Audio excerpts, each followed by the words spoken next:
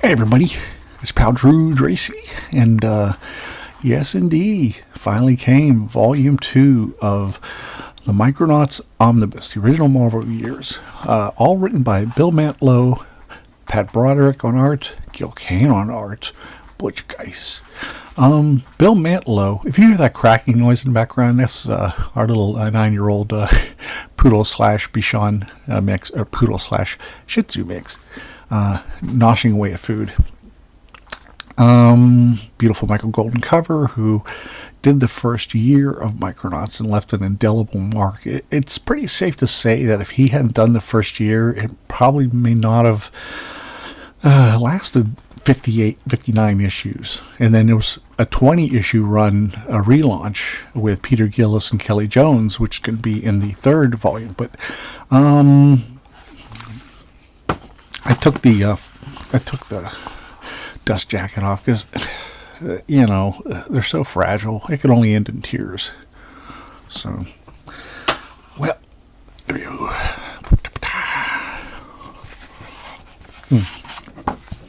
real nice packaging. Really, really nice packaging. I love the different colors. I like the limited color palette. Really, really great stuff.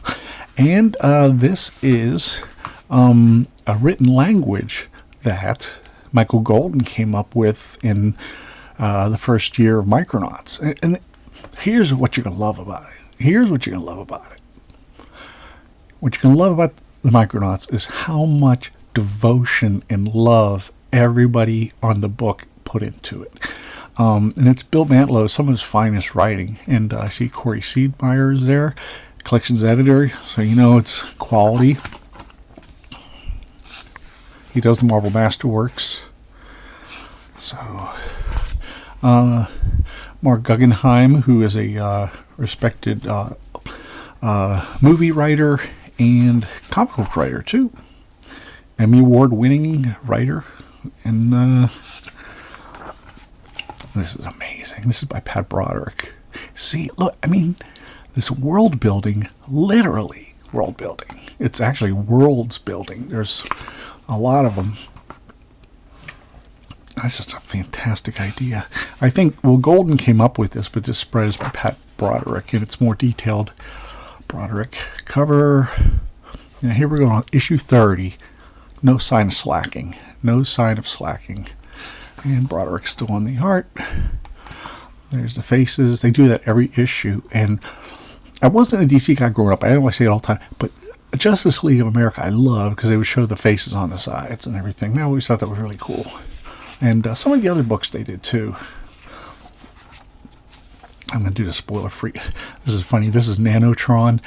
They have Microtron from the first issue, and he runs into Nanotron, and she's sort of like it's like robot love without the, messy, without oil splashing everywhere. What's cool, this is an actual toy. It's not elaborate, but, they incorporate the toys and I had a Biotron. It looked just like that. Very limited movement. And the toy line didn't last long at all. It really didn't.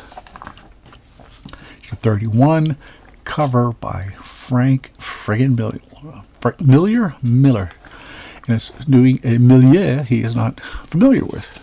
He's used to doing the street level. Pat Broderick, Danny Bollinati. What's amazing is, here we go.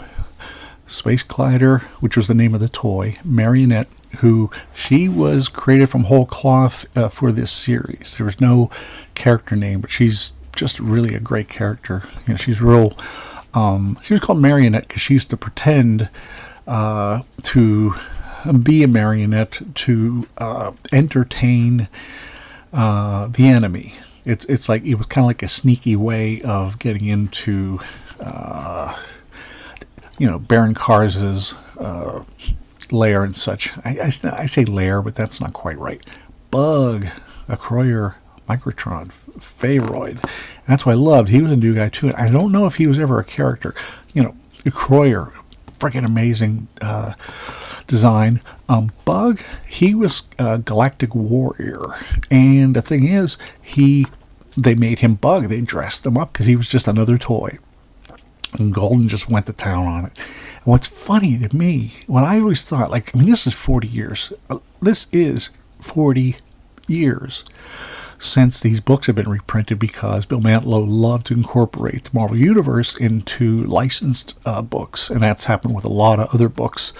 But only recently we've had like Conan the Barbarian, for about a year Marvel had the license to it and such. Broderick would have been really great on a fill-in issue of Doctor Strange, because that figure is really fantastic. Beautiful, beautiful, beautiful. So, like I said, I'm skipping pages. I don't want to spoil anything. But I can't deny you this. What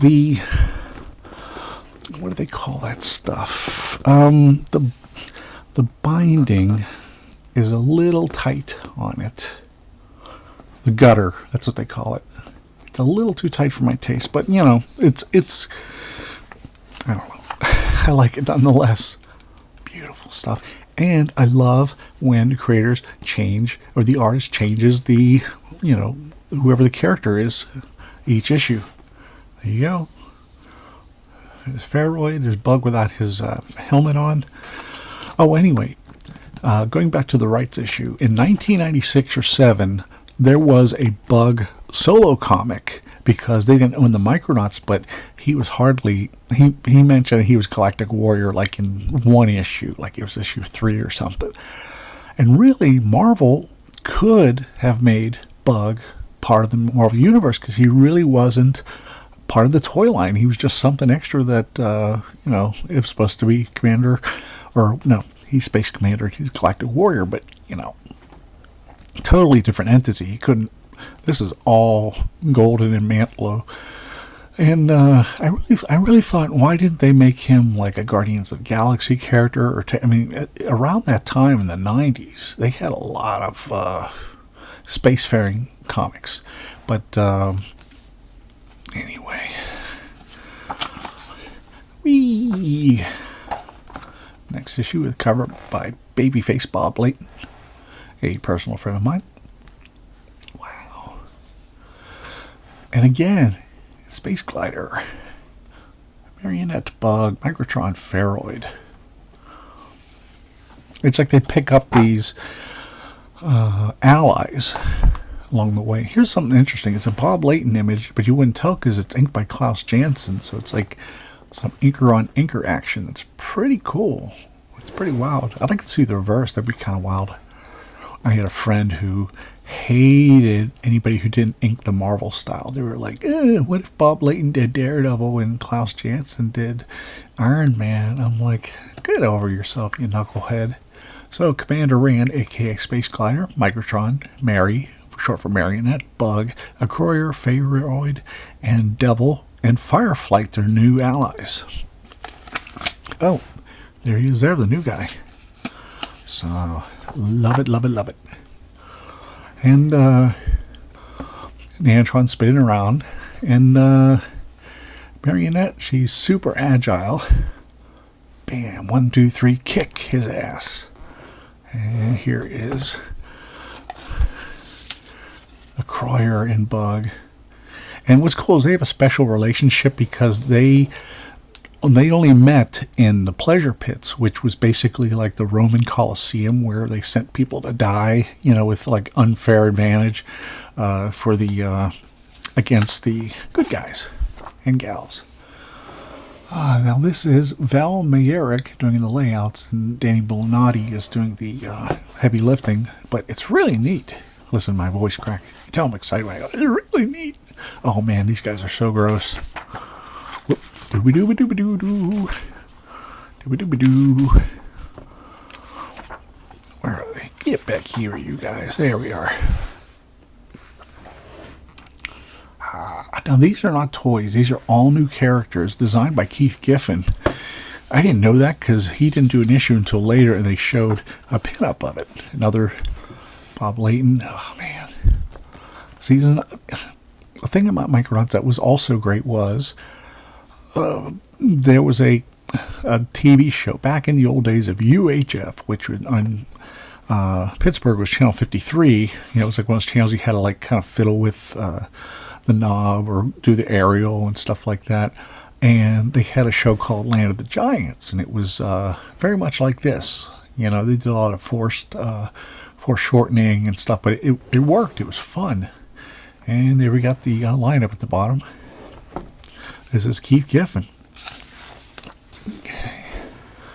Some of it is more obvious. Like, you know, like he does a straight ahead things. What's weird is this is like, I guess this is right before he went to Legion of Superheroes. Because this style is a lot, it's different. It's like the bridge between what he had done in the past and what he did later.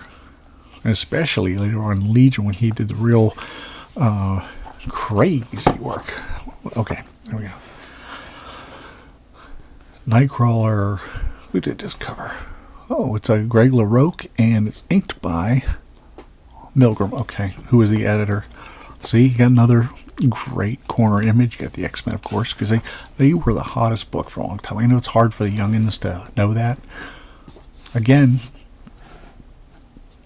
Keith Giffen and Greg LaRocque are sharing the art duties on this. That is such a very Keith Giffen kind of Kirby-ish kind of panel as far as the bodies and such.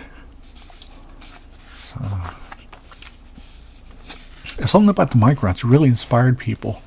Here we go. Special announcement. Next issue, 38. The Micronauts will go to a full 32 pages. No ads for only 75 cents. The only drawback is it will be available only through subscription or at the selected retail outlets. In other words, a comic specialty shop. For a list of outlets, contact Mike Friedrich, Circulation Department. Blah, blah, blah, blah. Well, the comics were 60 cents at the time. And for that extra 15 cents, they gave a lot. And it was great. What do I do? Oh, yeah, it's not done yet. Gil Kane, baby. Oh. I about lost my mind seeing Gil Kane because he wasn't really doing interiors. He was like the cover guy.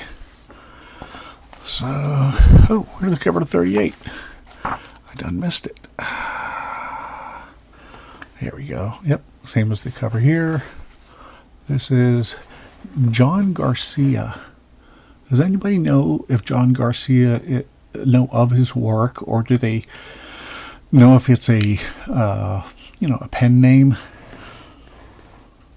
So I just love those floating faces. Another Mike Golden, and I love the blue foreground with all the characters. Oh, excuse me, a hiccup there. I love that. So Ditko's doing this issue, and that's kind of stubby there, but, you know, I'm not going to nitpick. Well, a lot of stuff goes on, but here we go. They really, everybody who works on the Micronauts just took a special pride because of, as I said, the world building, and just to be part of it was exciting pretty much for everybody. I mean, I don't know, I'm sure Ditko was asked to do this, but, you know, Mantlo, he was a ringleader, but he also gave his artists a lot of room. Well, here's the announcement that Moon Knight and Kazar and Micronauts will be going to specialty stores. No, excuse me, I'm sorry.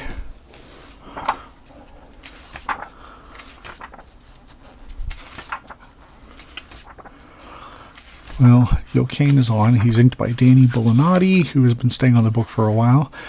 Oh, man, these covers just amazing. Well, there we go. You got the faces floating, and they're at the Baxter Building. And one thing that's great, one thing that Bullinati did that I really appreciated is he helped do the Thing's textures, because Gil Kane could never really get the Thing proper. I mean, he would kind of make him, like if you look at Marvel 2-in-1 number 6, I think it is with the Thing. I don't know who inked it, but wow, look at that punch. Follow through.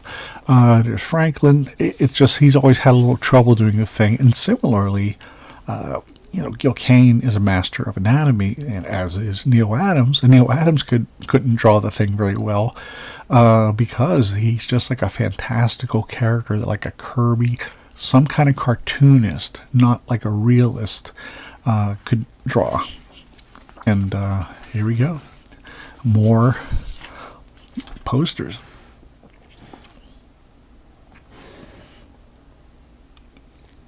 A pinup. Here, let me pull this out. No. I would never do that to Micronauts. They're my friends. Here we go. Keith Giffen's designs. That is so creepy. I love that. And Ampzilla. Ampzilla. Galactic Destroyer. So yeah, that's pretty much me. I'm badass. Man. Now, I reviewed this on my other channel called Random Comics for My Spinner Rack. And this is one of my favorite issues because, of course, they have Doom and Dr. Doom. And get the faces going again. Gil Kane, Bellinati. A lot of consistency here. I think Kane was looking at like the cover of Micronauts 12 by Michael Golden because that's just got that same kind of stance. There's more to it, but like I said, I'm not going to reveal it. These covers and just knock me out. It's like, oh, bother, all those little rotters. Knave and Nemesis. Good, great lettering by, who is that? Oh, Diane Albers and somebody Lefferman. I'm afraid I don't know. Here's another thing. Mantlo, much like Mark Grunwald, has an encyclopedic memory of the Marvel Universe. He decides to use this character, Dr. Nemesis, who's only shown up in a very brief story that appeared in Marvel Feature when Ant-Man had his own book, which was rife with Bronze Age mistakes. You had fill-in artists, you had a change of artists constantly, you had a fill-in issue on like 4 or 5, out of 5 books that came out, and he sees the Wasp and she's there with the Avengers. Yeah, some Gil Kane goodness. Now that looks like a cover, doesn't it? And there's the Wasp coming along. And there's that language again with the Michael Golden design. I don't know if they've changed it or improved it or whatever. I can't imagine they improved it. Here you go. Look at that. When this came out, I thought, I don't know. I mean, you know why? Because I was a little too mature for that. I mean, it just seemed to me like it was, I don't know. Maybe it's like He-Man I never got into, and Transformers, because it's like I just made that cutoff. You know how it is when you're a kid and you see stuff later and you're like, I didn't buy that kind of stuff. But, hey, Herb Trimpe did a great job on it, as did a lot of people who followed. Oh, I love that cover so much. Here's all the characters again. A lot of great stuff going on. And there's Cat. Only thing is, Bellinati's face is, actually Kane, he does real interesting sculpted faces. And I think Danny kind of lost a little something here, because the faces just aren't really strong. Had to show that off. Big old splash page. I met Gil Kane briefly. It was at the 1995 San Diego Comic-Con. And he was holding court, and the rest of us were listening. And he had a suit on. And, old gentleman. Man, oh man. Oh. There you go again. I just can't get enough of that. Between doing an ad-free book for only 15 more cents and all the little extras they throw in there, it was just my favorite book at the time. Okay. There you go. Little warm up for Gil Kane when he took on the book. That is amazing. Like if I keep saying amazing too much, just say it in the comments. Hey, drip, find another word. See, now the gutter space is really tight, so only if I bend it that way. It's got good, it's good. I don't think it's glued. I think it's threaded. But that's just amazing. That's the cover, front cover, and the follow through is just dynamic. There's another Gil Kane solo page. So like I said, they had pages to fill, but they didn't waste it with, they had stories, but they didn't go arcade. He's X-Men foe. He's like, you're not the X-Men. I want Sprite, Wolverine, Colossus, and Nightcrawler. A little bit of like zip-a-tone on a color hold. Oh man, oh man, oh man. This was in 81 or something. This was, top production values. As silly as it sounds. Man, that's great. Prince Argon, who is Marionette's brother, after Karza leaves, he takes over. He gets all maniacal and shit. Another 2-page spread that's really great. Ed Hannigan did some designs here, and Milgram finished it up. Just love it. But I don't like how the camera's dancing. Bill Manilow and Luke McDonnell. This is pre-Iron Man, before he did Iron Man for several years. I was like, I'll just stand here naked and smoldering. And there's some more, here you go. Hey, Microphiles, Micronauts, and Micromaniacs. Back when Gil Kane first took the Micronauts, he did some fancy sketching to work out the kinks out of the complex cast of characters he was tackling. Here on the following pages, or the following page, are some of those original drawings. So feast your eyes, true believer. A Croyer. Oh man, oh man, oh man. And here's an ad for Dark Phoenix, Dark Side, which it was written by Chris Claremont, done by Walt Simonson, Terry Austin. Real good combination. Epic Comics are coming. It's Dreadstar. Nobody knows who it is. Now I think under Hannigan and Milgram, I love the logo sliding down there. What's kind of interesting is Milgram almost channels like Joe Sinnott there. It's kind of cool. There we go. This is Mike Vosberg. And he does a really nice job. Now here's something weird. I swear I have every issue of this. I have never seen this 2-page spread. I just don't remember. And it's by Hawkins, whoever he is, and Jack Abel, longtime inker. It's pretty cool, but like I said, this gutter thing's a headache. I don't care to test the old spine. Now get this. I did an episode last year or so about Sandy Plunkett and his amazing artwork, and they love the Tuit marble enough to put this in an ad.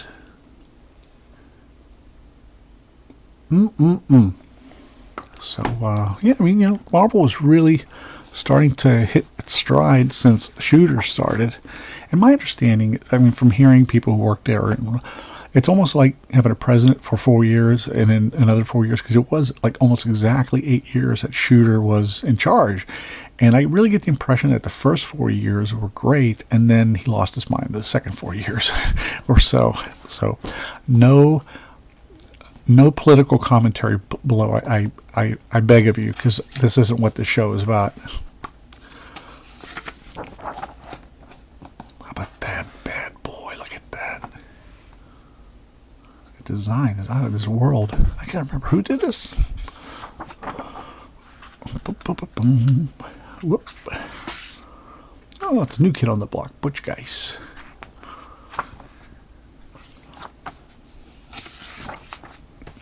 Okay, how about that? Man, Biotron's got a nice ass. Oops, did I say that out loud? Here we go, issue 50, 2-page, 2 wraparound cover by Butch. New kid on the block, but major kicking ass, Geis. He inks his own covers. And take a good look at your favorite Micronauts Marvelites with Baron Karza back. It may be the last glimpse you'll ever get. Let me zoom in on that bad boy. And the pinups, it's like I said, there's something, they're really inspired. Oh, I thought there was something else. Oh, the cover. Here we go. Yep. What I like here is they go out in space, so they get these spacesuits. Really nice. It's like simple, but you can tell who the people are because of the color of their costumes or their spacesuits. Love his ad. Ron Zalm, who is a production guy, but also a cartoonist. When the official handbook of the Marvel Universe first came out, I love that. The Watcher's like, I didn't know that. I must have blinked.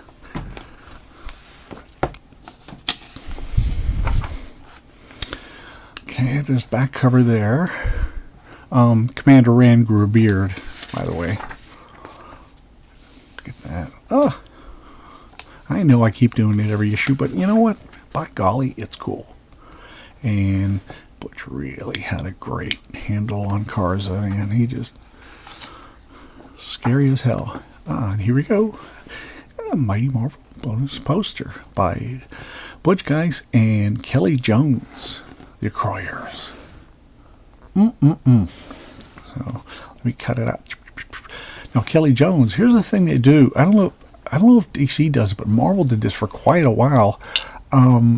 Kelly Jones would go on to do the relaunched book that lasted 20 issues, and to get a feel for it, I think he inked Butch quite a bit, and especially in like the later issues. And I've seen that practice used before, like when John Byrne was wrapping up West Coast Avengers prematurely. The last issue was inked by Paul Ryan, and then Paul Ryan penciled the next issue. And there's other examples like that, that it's a way to get to know the characters. Now, I'm going to let, if you want to freeze this, it's how color production used to be.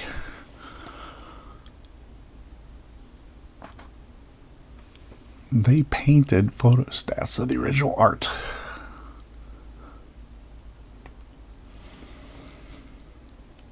Oh, those are layer pages. Let's see what I bought back then. Okay. Oh, this is heavy. Or I'm just old. Okay. Marvel 2-in-1, soon to be canceled, replaced by the lackluster Thing. I bought 1, 2, 3, 4, 5, 6, 7, 8, 9.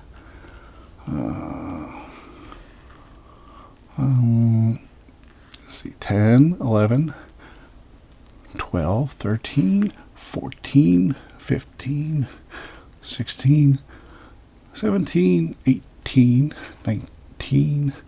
And I bought the Supervillain Classics because it reprinted Galactus's origin. They used some repurposed pages by Kirby, and then they added some extras. Now this is on the back covers now. They start teasing the next issue. I just love that. I love it. I love it. I reviewed this comic in my other channel. I did it twice. I forgot I already reviewed it, and I saw, oh, that looks familiar down there. Now, this is Commander Rand. He's kind of checking out. There's a lot of stuff, and Fireflight is sort of his connection to the Enigma Force, and he's sort of checking out. He's kind of doing the old navel gazing thing with the Enigma Force, and everybody's like, okay, screwball, we'll get on without you.